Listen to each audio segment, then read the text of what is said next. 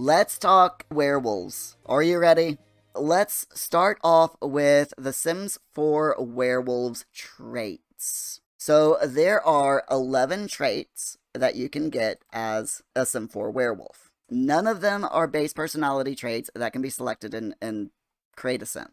All of the new traits are tied to aspirations obtained through gameplay or inherited from werewolf parents. So here are some of the traits and descriptions, and the ones that we have, that I have here, I'll talk about first, and then we'll talk about the ones that I don't have. Fanged Friend, and you get Fanged Friend from completing the Werewolf Initiate aspiration. And it says, Fanged Friends get an additional boost to their relationships with both werewolves and non-werewolf Sims.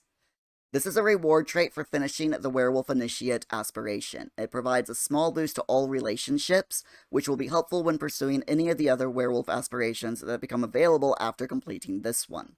She also has the Lunar Confident trait. And to get the Lunar Confident trait, this is, you select any of the new werewolf aspirations. It's as long as you choose a werewolf aspiration, you get the Lunar Confident trait. These Sims get an initial relationship boost when introducing themselves to werewolves, positive or negative, depending on how they act. The trait is easy enough to obtain, just select the Werewolf Initiate aspiration and create a Sim. The trait is a bonus trait for selecting any of the aspirations in the new werewolf category. She also used to have the Friend of the Moonwood Collective. Now, she doesn't have that anymore because she is a member of the Moonwood Collective, but to become a friend of the Moonwood Collective, you befriend the alpha of the Moonwood Collective and ask them to become a friend of the pack. It's pretty simple.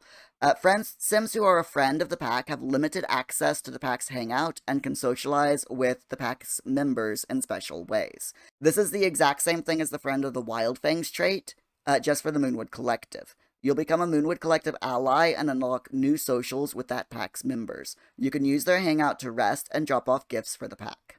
And then, of course, there's the Friend of the Wild Fangs, which is the exact thing as the Friends of the Moonwood Collective, except it's for the Wild Fangs. And you get it the exact same way by befriending the alpha of the Wild Fangs and asking them to become a friend of the pack. And it can be obtained by both werewolves and non-werewolves as well. Other traits that you can get in The Sims 4 Werewolves.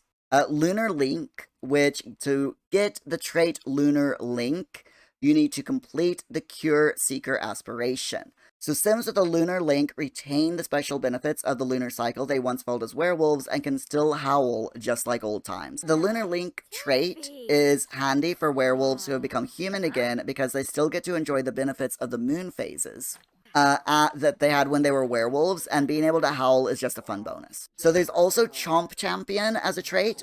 To get that, you complete the Wild Fang Renegade aspiration, which is what Ellie's aspiration is.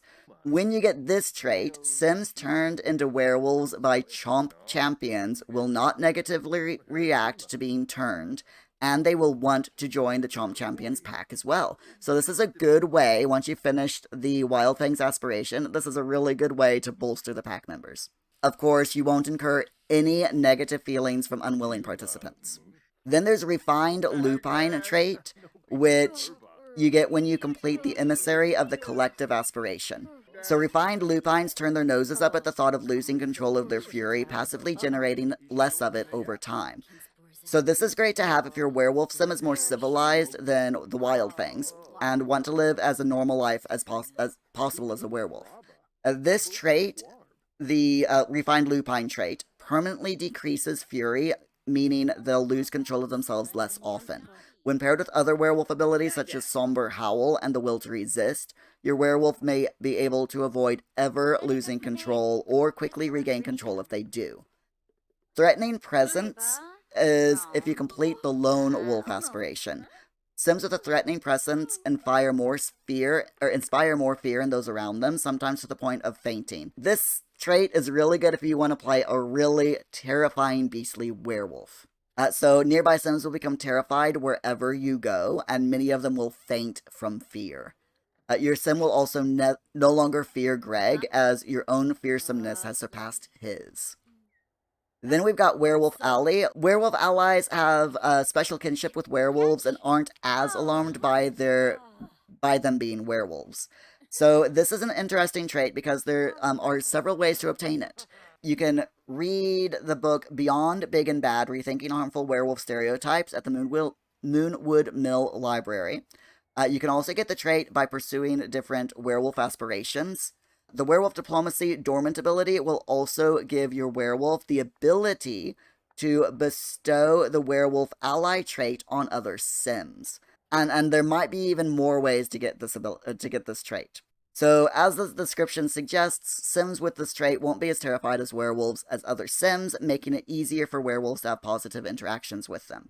Then we've got the Dormant Wolf trait. To obtain this trait, you must be the child of werewolf parents. So, it's inherited at birth, and it's a random chance to get this trait. Description says the wolf sleeps soundly within the Sim's name. What would it take to awaken? Werewolf lineage in The Sims 4 is not as straightforward as other occults. There's a 50-50 chance that a child will be born as the same occult type as their parents. For example, a vampire and a spellcaster are guaranteed to have either vampire or spellcaster children. It's a 50-50 chance which occult type the child will be. With werewolves, though, a child isn't always guaranteed to be born as a werewolf, even if both parents are werewolves. They might instead be born as a dormant wolf. Sims born with this trait are humans, and will remain humans their entire lives unless they awaken the beast within.